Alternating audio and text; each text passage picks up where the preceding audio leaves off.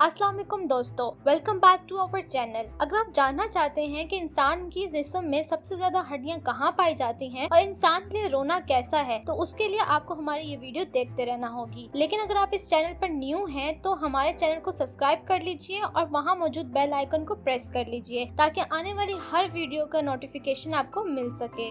Fact number 1, हम देखते हैं कि हमारे जॉइंट्स यानी जोड़ों में से मुख्तलिफ किस्म की क्रैकिंग की आवाजें आती हैं। कई लोग इस आवाज को पसंद करते हैं और कई लोग इस आवाज को बिल्कुल पसंद नहीं करते। लेकिन दोस्तों, क्या आपने ये जानने की कोशिश की कि इन आवाजों के आने की वजह क्या है? तो मैं बताती चलूं कि साइंटिस्ट का कहना है कि हमारे जॉइंट्स के दरमियान मुख्तलिफ गैसेस, जिसमें ऑक्सीजन, कार्बन डाइऑक्साइड और नाइट्रोजन शामिल है, वो ट्रैप हो जाती हैं। जब हम अपने जॉइंट्स को स्ट्रेच करते हैं तो इनमें से ये गैसेस रिलीज हो जाती हैं और जिनकी रिलीज हो जाने से क्रैकिंग की आवाज आती है। लेकिन एक बड़ा सवाल ये है कि क्या ये आवाजें आना दुरुस्त है या नहीं, क्या ये हमारी सेहत के लिए ठीक भी है या नहीं। साइंटिस्ट का कहना है कि इस बात की तस्दीक अभी तक नहीं हो सकी, लेकिन कुछ साइंटिस्ट अभी ये कहते हैं कि इसकी वजह से ऑस्टियोआर्थराइटिस जैसी बीमारियां होने का खदशा है।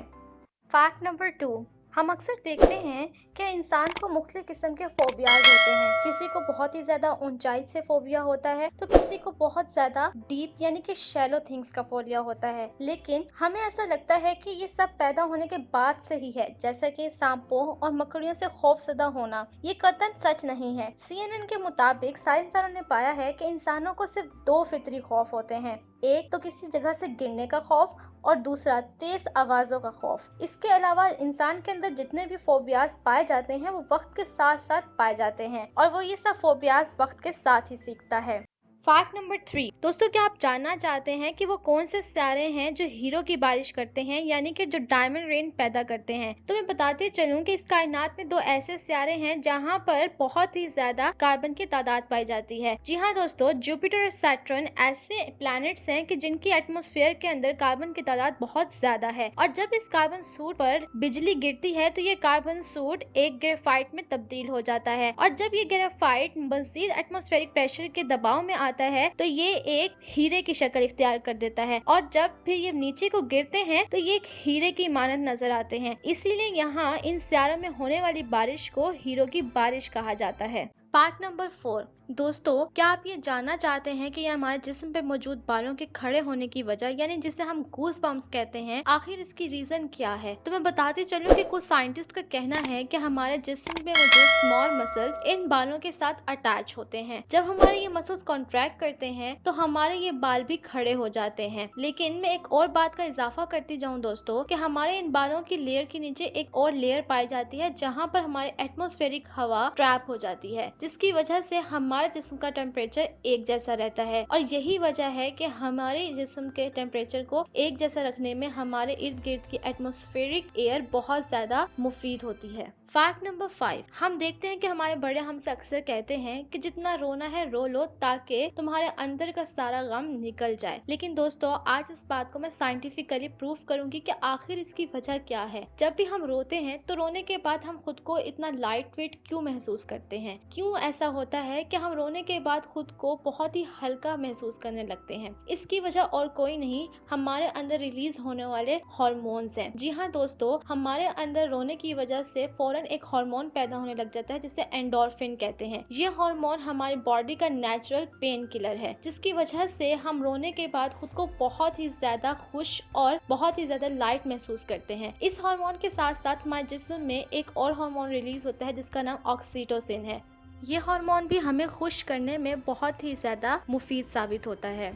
फैक्ट नंबर 6, दोस्तों, हम देखते हैं कि हमारे इर्द गिर्द मौजूद क्लाउड्स बहुत ही ज्यादा लाइट वेट हैं। लेकिन दोस्तों, हल्की चीज को देखकर ये मत समझिए कि ये इतनी हल्की है, क्योंकि साइंटिस्ट का कहना है कि क्लाउड्स का वेट बहुत ही ज्यादा है। लेकिन इन्होंने क्लाउड्स का वेट मैयर कैसे किया? आखिर उन्होंने ऐसा क्या हरबा इस्तेमाल किया कि उन्होंने इसके वेट को मैयर कर लिया? साइंटिस्ट ने क्लाउड्स में मौजूद वाटर की डेंसिटी को वॉल्यूम के साथ मल्टीप्लाई किया, जिसके बाद उनको ये मालूम हुआ कि इन क्लाउड्स का वेट ऑलमोस्ट 1.1 मिलियन पाउंड्स होता है, जो कि दोस्तों एक बहुत ही बड़ी मिकदार यानी कि बहुत ही बड़ी वैल्यू है। लेकिन दोस्तों, इसके बावजूद ये हवा के अंदर फ्लोट कैसे कर रहे होते हैं? इसकी वजह दोस्तों हवा है, क्योंकि हवा का वजन इन बादलों से भी कई ज्यादा होता है, जिसकी वजह से ये हमें हवा में तैरते हुए महसूस होते हैं। Fact number 7। दोस्तों, अगर आप च्युइंगम चबाने के शौकीन हैं तो मैं आज आपको एक गुड न्यूज़ देना चाहती हूँ। जी हाँ दोस्तों, अगर आप च्युइंगम चबाते हैं तो ये आपके लिए बहुत ही ज़्यादा कारआमद साबित है।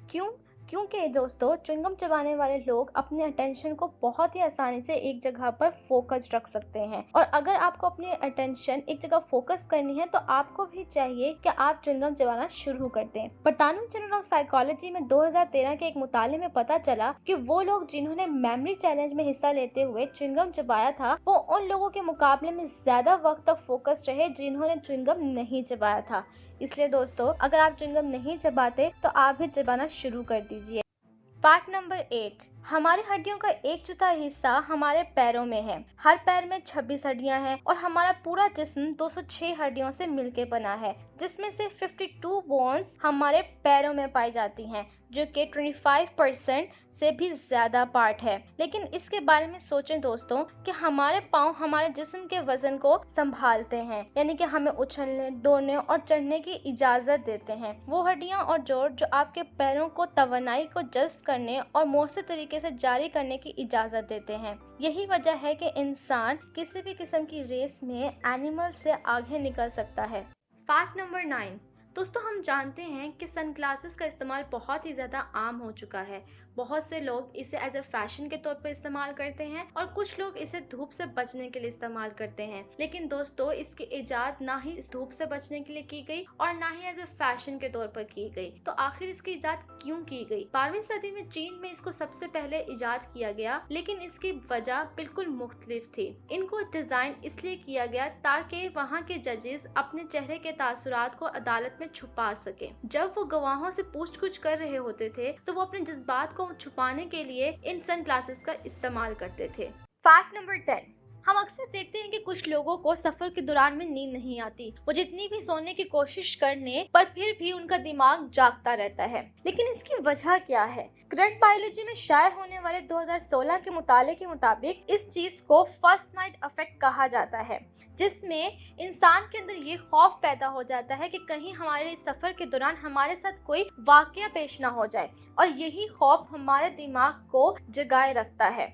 लेकिन इस अमल में हमारे दिमाग की लेफ्ट साइड ज्यादा तौर पर जागती है, यानी कि लेफ्ट साइड जो हमारी राइट साइड की बॉडी को कंट्रोल करता है और राइट माइंड जो हमारे लेफ्ट साइड की बॉडी को कंट्रोल करता है। लेकिन हमारे लेफ्ट माइंड इस मौके पर ज्यादा एक्टिव होता है।